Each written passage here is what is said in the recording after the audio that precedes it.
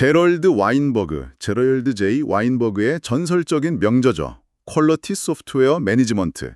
저희는 줄여서 QSM이라고 부르겠습니다.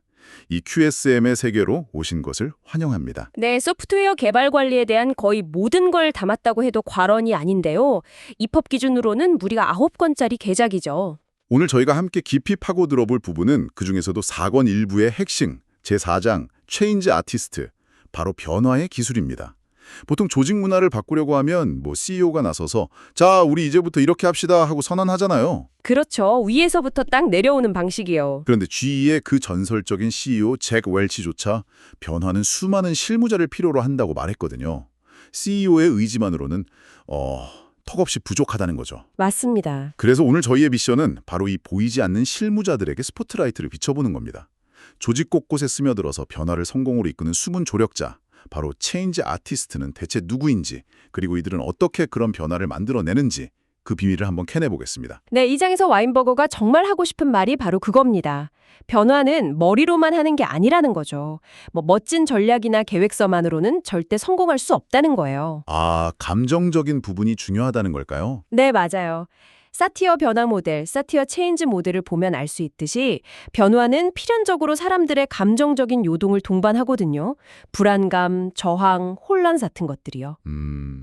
그 과정을 아주 섬세하게 다루는 전문가들이라고 할 수 있죠. 자, 그럼 본격적으로 한번 파헤쳐보죠. 체인지 아티스트.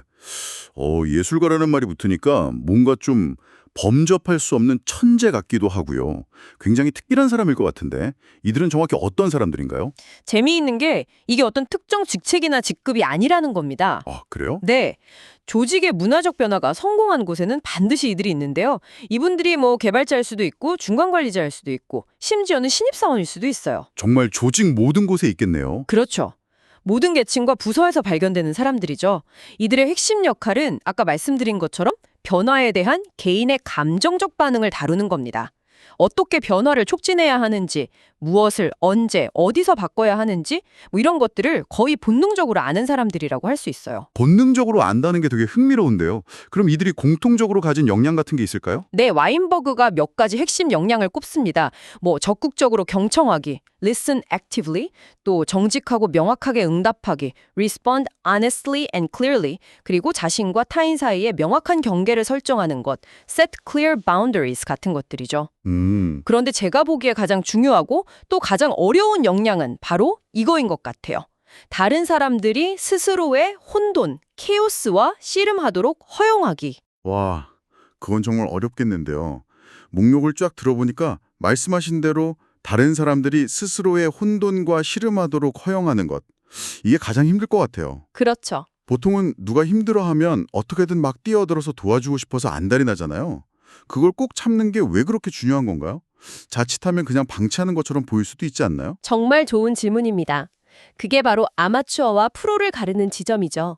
변화의 혼돈 단계에서 사람들은 극심한 불안을 느끼거든요. 네네. 이때 섣불리 개입해서 자, 해결책은 이겁니다 하고 답을 그냥 줘버리면요. 사람들은 스스로 그 혼돈을 이겨낼 기회를 잃어버려요. 그 고통스러운 과정을 건너뛴 대가로 진전한 학습이나 성장이 일어나지 않는 거죠. 체인지 아티스트는 해결사가 아닙니다. 사람들이 스스로 혼돈을 헤쳐나갈 수 있도록 안전한 공간과 시간을 마련해주는 가이드에 더 가까워요. 사랑과 존중으로 interact with love and respect, 상호작용하면서 각 사람의 가능성을 활성화시켜주는 activate possibilities in each person, 그런 역할이죠. 아하, 물고기를 잡아주는 게 아니라 잡는 법을 스스로 터득할 때까지 기다려주는 거군요. 자, 이제 체인지 아티스트라는 숨은 영웅이 누구인지는 알겠습니다. 하지만 진짜 미션은 이들이 구체적으로 어떻게 행동하는지를 파헤치는 거였죠. 네. 변화라는 이 폭풍우 속에서 이들은 어떤 나침반을 보고 길을 찾을까요? 그게 바로 사티어 변화 모델, 사티어 체인지 모델이겠군요. 우리 혹시 너무 안주하고 있는 거 아닐까요? 하고 도발하는 거죠. 현상 유지를 지지하지 않아요. 아, 평온한 연못에 돌멩이를 던지는 역할이네요. 그러다가 결국 혼돈이 시작되면요. 이 혼돈, 케오스 단계가 정말 힘든 지점이죠. 모든 게 불확실하고 예전 방식은 더 이상 통하지 않는데 새로운 길은 보이지 않는, 뭐랄까, 안개 속 같은 상태입니다. 네. 여기서 사람들은 불안해서 뭐라도 붙잡으려고 하죠. 빨리 아무거나 결정해. 이런 목소리가 커지는데 체인지 아티스트는 바로 이때 잠깐만요. 숨 좀 고릅시다 하고 브레이크를 걸어주는 사람입니다. 아, 속도 조절을 해주는 거군요. 네. 섣불리 장기적인 결정을 내리지 않도록 막고 충분히 생각하고 대화할 안전한 환경을 제공하는 게 핵심 역할이에요. 그 혼돈의 터널을 지나서 통합 및 연습, 인티그레이션 앤 프랙티스 단계로 넘어가면 역할이 또 바뀌겠네요. 이때는 등을 좀 밀어줘야 할 것 같은데요. 정확해요. 이 단계에서는 적극적인 지지와 격려가 필요합니다. 새로운 대처 기술을 가르쳐 주기도 하고 실패해도 괜찮으니까 안전하게 연습해 보라고 기회를 만들어 주죠.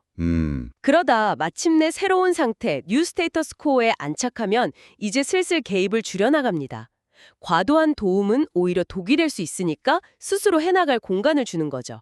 이게 바로 능숙한 체인지 아티스트의 개입 전략입니다. 그런데 한 사람이 이 모든 단계를 다 잘할 수는 없을 것 같은데요. 성격상 돌멩이 던지는 건 잘하는데 혼돈 속에서 사람들 다독이는 건 영 젬병인 사람도 있을 거고요. 개인의 기질에 따라서 더 잘하는 역할이 있지 않을까요? 바로 그겁니다. 그래서 케어씨와 베이츠, 케어씨 앤 베이츠가 식별한 4가지 기질리론이 아주 흥미로운 통찰을 줍니다. 첫째, 비저너리, NT 유형입니다. 비저너리? 네. 아이디어를 다루는 걸 좋아해서 변화의 청사진을 그리는 설계는 기가 막히게 잘해요. 하지만 막상 실행 단계에 들어가면 금방 지루해하고 인내심을 잃기 쉽죠. 특히 혼돈 단계에서 자꾸 새로운 아이디어를 막 던져서 사람들을 더 혼란스럽게 만들 위험이 있어요. 아, 아이디어는 좋은데 타이밍이 문제일 수 있겠군요. 다른 기질은요? 둘째는 카탈리스트, NFE 유형입니다. 이분들은 사람들의 성장을 돕는 데서 기쁨을 느껴요. 그래서 변화의 가장 힘든 시기, 즉 혼돈의 시기를 함께 헤쳐나가는데 아주 능숙합니다. 그럼 이분들이 많으면 좋겠네요. 하지만 때로는 사람들이 고통을 겪지 않게 하려고 너무 과도하게 도우려다 보니까 오히려 성장의 기회를 막아버리는 실수를 하기도 합니다. 아, 그것도 문제네요. 네. 그리고 셋째는 오거나이저, SJ 유형이에요. 질서와 시스템을 중시해서 새로운 변화를 실제 업무 프로세스에 적용하고 완성하는 데는 이들을 따라올 사람이 없죠.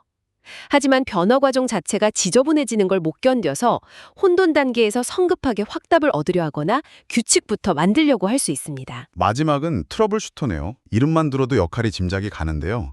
SP 유형이죠? 네, 트러블 슈터는 문제 해결과 신속한 조치를 선호합니다. 연못에 돌멩이를 던지는 역할, 즉 외부 요소를 가장 먼저 인지하고 행동에 나서는 사람들이죠. 오, 하지만 장기적인 계획을 세우는 데는 인내심이 부족하고 심하면 변화 자체를 즐기기 위해서 변화를 일으킬 위험도 있습니다.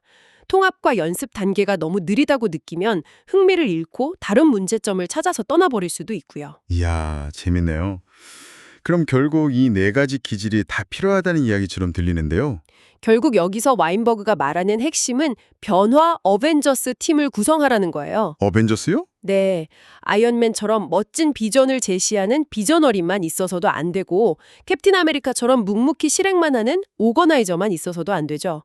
혼돈 속에서 사람들의 마음을 어루만져줄 카탈리스트도 위기 상황에서 돌파구를 마련할 트러블 슈터도 모두 필요합니다. 하하. 각기 다른 강점을 가진 사람들이 모여야만 비로소 강력한 변화를 이끌 수 있다는 아주 실용적인 팀 구성의 지혜를 말하는 겁니다. 그렇군요.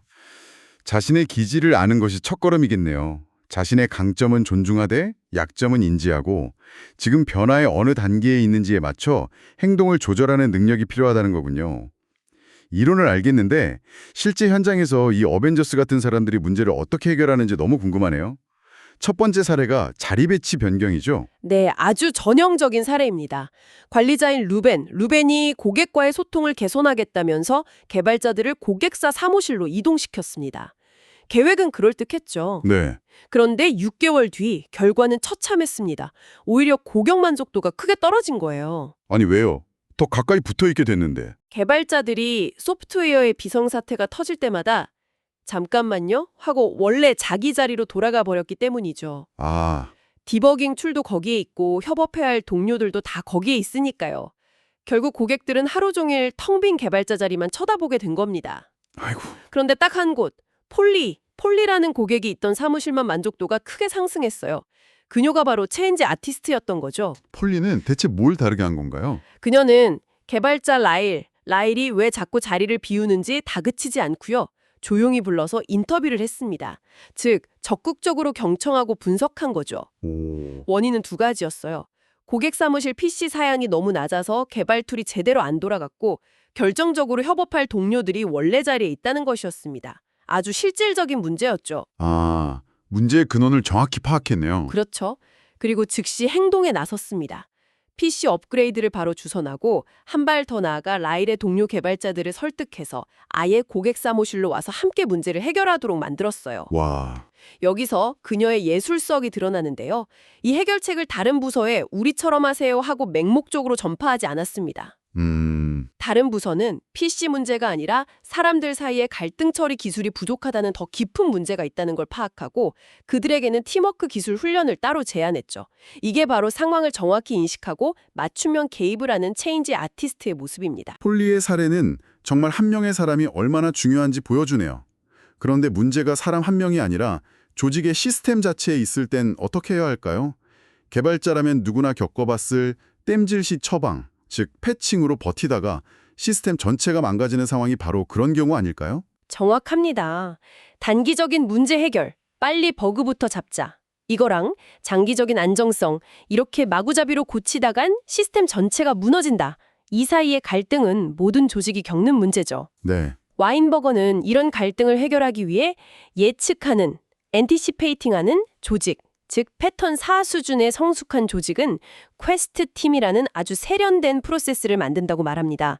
퀘스트는 Quick Usable Extendable Solution 팀의 약자예요. 퀘스트 팀이라 어떤 팀인가요? 이 팀은 명확하게 세 가지 역할로 구성됩니다. 첫째, 해커는 이름 그대로 즉각적인 문제 해결, 즉 땜질을 담당합니다. 둘째, 가디언은 이 해킹으로 인해서 제품이나 프로세스에 다른 부작용이 생기지 않는지 감시하고 보호하는 역할을 하죠. 네. 그리고 마지막으로 힐러는 이 문제가 왜 발생했는지 근본 원인을 파악해서 향후 재발을 막기 위해 프로세스 자체를 수정하고 개선하는 역할을 맡습니다. 와, 들어보니 이건 마치 소프트웨어 문제 해결을 위한 응급실 시스템 같네요. 해커는 당장 피를 먹게 하는 응급의사, 가디언은 수술 중에 다른 장기에 문제는 없는지 살피는 전문의, 그리고 힐러는 재발 방지를 위한 생활 습관을 코칭해주는 주치. 제가 제대로 이해한 건가요? 이야, 완벽한 비유입니다.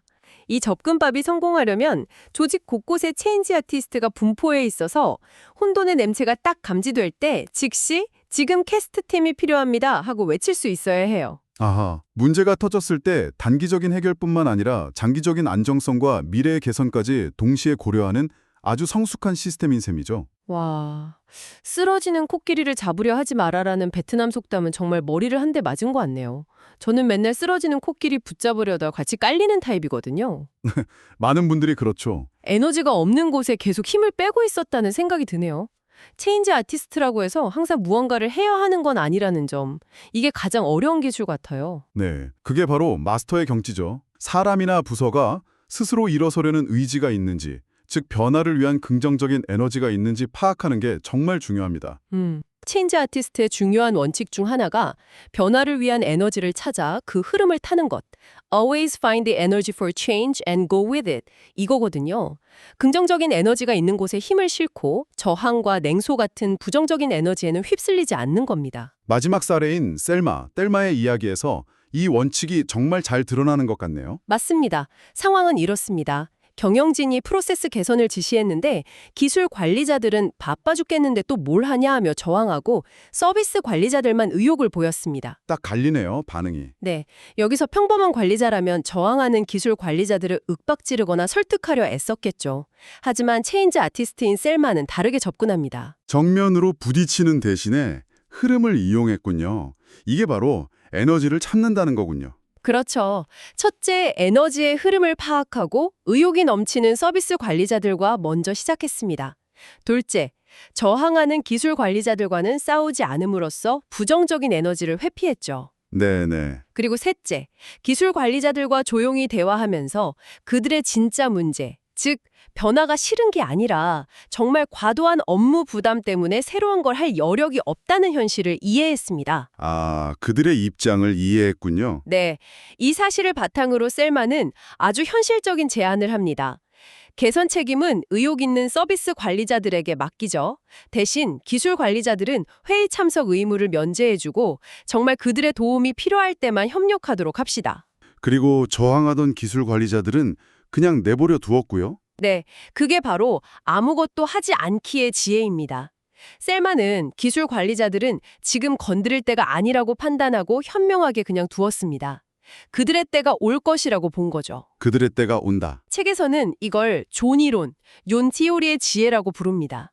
어떤 씨앗은 싹을 틔우기 전에 반드시 추운 겨울을 겪어야 하는 것처럼 조직의 일부도 변화의 기회가 올 때까지 그냥 두는 것이 최선일 수 있다는 겁니다. 정말 깊은 통찰이죠. 자, 오늘 탐구를 정리해볼까요? 조직의 변화는 단순히 위에서 아래로 내려오는 명령이나 계획서가 아니었습니다. 모든 계층에 존재하는 체인지 아티스트들에 의해 촉진되는 아주 섬세하고 살아있는 과정이었네요. 네. 이들은 변화의 단계를 이해하고 사람들의 감정을 다루면서 비저너리, 카탈리스트, 오거나이저, 트러블 슈터와 같은 각기 다른 기질의 힘을 활용해서 변화라는 오케스트라를 지휘합니다. 핵심은 인식, 어웨어니스입니다. 지금이 변화의 어느 단계인지에 대한 인식, 그리고 그 단계에서 나의 기질이 강점으로 작용할지, 약점으로 작용할지에 대한 자기인식, 마지막으로 지금 이 상황의 에너지가 어디로 흐르고 있는지에 대한 정확한 인식이죠. 네, 사례에서 보았듯 때로는 적극적인 개입보다 한 발 물러서서 지켜보는 것이 더 강력한 변화의 기술이 될 수 있습니다. 이는 변화를 위한 에너지가 어디에 있는지 파악하고 그 흐름을 존중하는 지혜에서 나옵니다. 오늘 이 이야기가 당신에게 하나의 질문을 던졌으면 합니다. 최근 당신의 조직이나 삶에서 있었던 크고 작은 변화를 떠올려 보세요. 그 과정에 체인지 아티스트가 있었나요? 폴리나 셀마처럼 상황을 긍정적으로 이끈 사람이 있었나요? 어쩌면 가장 중요한 질문은 이것일 겁니다. 그 변화 속에서 당신은 어떤 역할을 했나요? 문제를 해결하는 해커였나요? 시스템을 지키는 가디언이었나요? 아니면 더 나은 미래를 위해 프로세스를 개선하는 힐러였나요? 혹은 쓰러지는 코끼리를 잡지 않고 현명하게 아무것도 하지 않기로 결정했나요?